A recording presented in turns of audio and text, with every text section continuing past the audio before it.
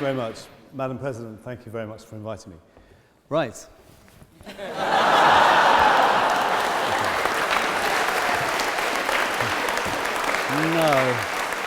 I can't do that, so maybe we should concede.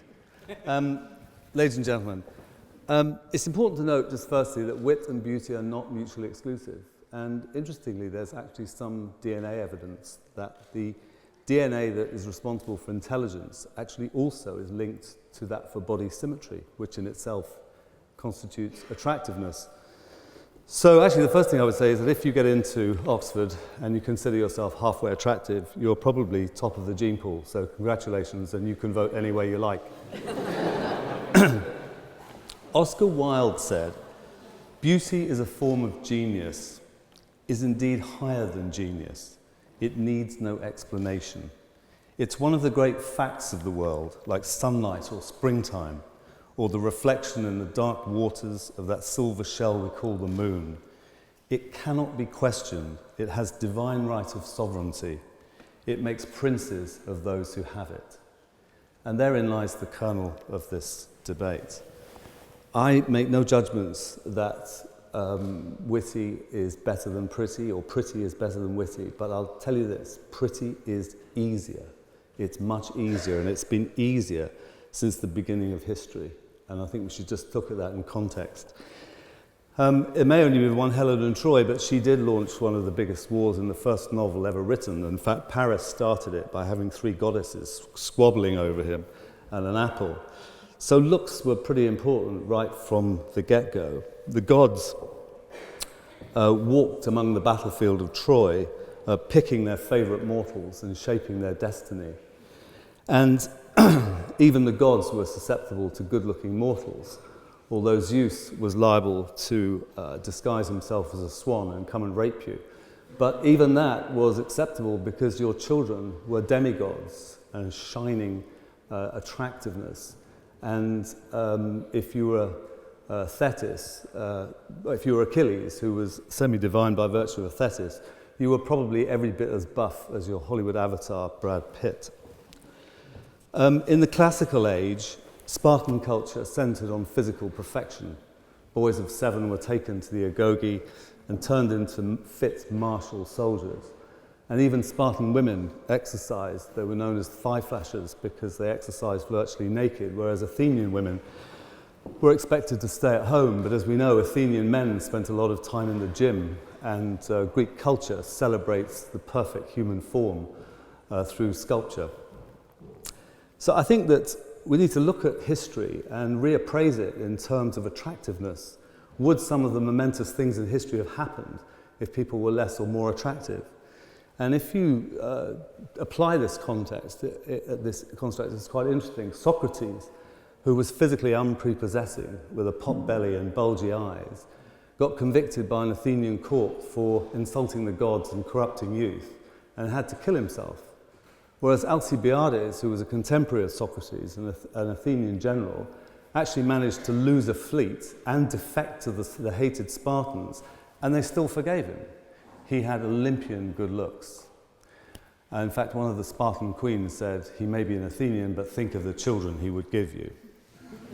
So just one more example. From the 16th century, there was a Scottish nobleman called Patrick Gray. And Patrick Gray was a schemer and a plotter and an intriguer. And he was an advisor to James VI in the transition of the Scottish crown to the English crown when Elizabeth I died. But he was possibly a covert Catholic who was also in cahoots with Mary Queen of Scots. And James VI at various times banished him, called him a traitor, took away all his offices, and had him under sentence of death at least 3 times. Patrick Gray survived. And why is that? Could it be anything to do with the fact that he was generally accepted as being the most handsome man in Europe at the time? So pretty is not just, superficial. It can actually save your life. I think, in fact, that the history departments and universities should reappraise the whole of history and create new courses. And I think less of the sort of horrible histories, but more of the hot histories. And that we really need to pay attention to how this has influenced what has happened. I don't know where to put this in, but I'm going to. As individuals, the advantages of attractiveness are manifest from the moment of our birth. And the first relationship we have is with our mothers. And when our mothers see us, they're supposed to bond with us because they're flooded with the love hormone oxytocin. But there is actually good psychological evidence that if a child is deformed or in any way disabled, that bonding may actually, albeit temporarily, be interrupted. Even more disturbing, if you're unattractive as a baby, and that's determined by anything that's considered unbaby-like, like a round face or blue eyes, that process can also be interrupted. So the horrifying prospect is that for the unattractive, you may actually be disadvantaged or discriminated against by your own mother in the first few minutes of life. And that's just for having a big forehead and small eyes. Is it any wonder that I contest this motion? In contemporary society, and it's already been stated, we've taken the cult of appearance to a new level.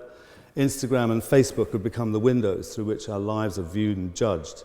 There's a chilling edge to this self-exposure and its invitation to peer review that may explain why a significant number of 9-year-olds in this country worry that they might be too fat. And as was indicated by one of the speakers, Tinder, I think, epitomizes the value system that we now have, and the idea that you can be assessed and accepted or discarded on the basis of a couple of seconds visual appreciation, a sweep of the finger, I think introduces a brutality to the way that we value ourselves and relationships.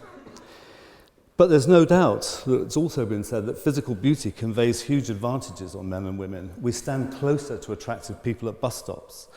We're more likely to be tolerant of their mistakes. We're more likely to give them a job, even if they've got worse qualifications. Good things happen to beautiful people. Beautiful people are thought to be good people. They have a halo effect around them. We attribute positive character traits to them that they may not have.